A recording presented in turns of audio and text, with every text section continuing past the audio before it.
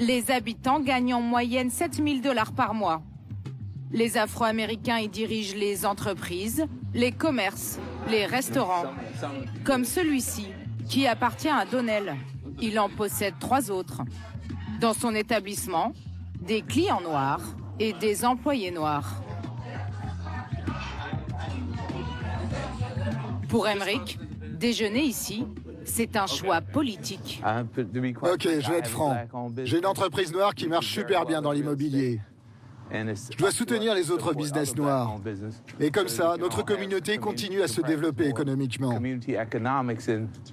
Pour étendre le pouvoir économique des Noirs, Emmerich transforme une fois par semaine son agence immobilière en école de champions. Qu'est-ce qui se passe? Parle-moi de ces notes en sciences. Et parle-moi de ces notes en anglais.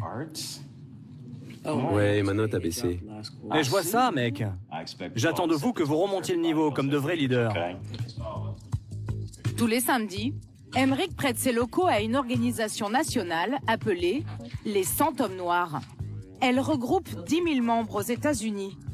Son but, faire de ces enfants noirs les leaders de demain. L'objectif est de les faire entrer dans l'industrie de la technologie et qu'ils deviennent peut-être Mark Zuckerberg ou Steve Jobs. Emmerich finance cette organisation à hauteur de 10 000 $ par an. Les coachs, tous bénévoles, sont avocats, ingénieurs ou businessmen. Charles dirige une entreprise de consultants en informatique. Selon lui, être noir aux États-Unis est un handicap. Je pense que nous devons avoir conscience que le racisme est toujours aussi fort. Donc, nos jeunes doivent comprendre que rien ne sera facile. Rien ne leur sera donné. Il va falloir travailler plus que les autres. C'est ce qu'a fait Emmerich. Et aujourd'hui, il gagne plus de 500 000 $ par an. Il a été élevé par sa mère dans une famille pauvre. Désormais, il vit dans cette grande maison sur 3 niveaux, d'une valeur d'1,5 million de $. Emmerich aime le piano, alors il s'en est offert un, automatique.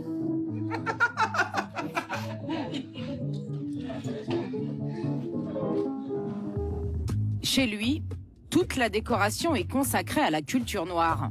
Tableaux, sculptures, musique.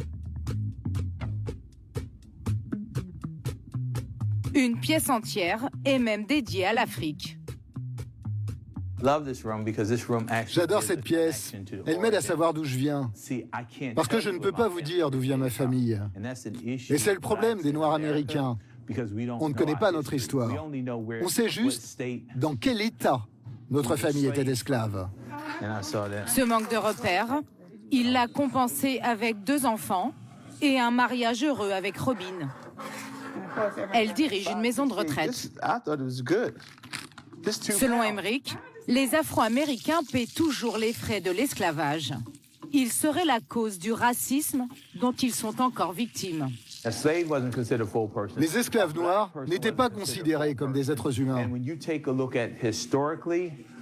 Et même après l'esclavage, ils ont été traités comme des citoyens de seconde zone. Toutes les croyances sur les Noirs, qui existent depuis plus de 400 ans, est-ce qu'on peut les effacer? Bien sûr que non.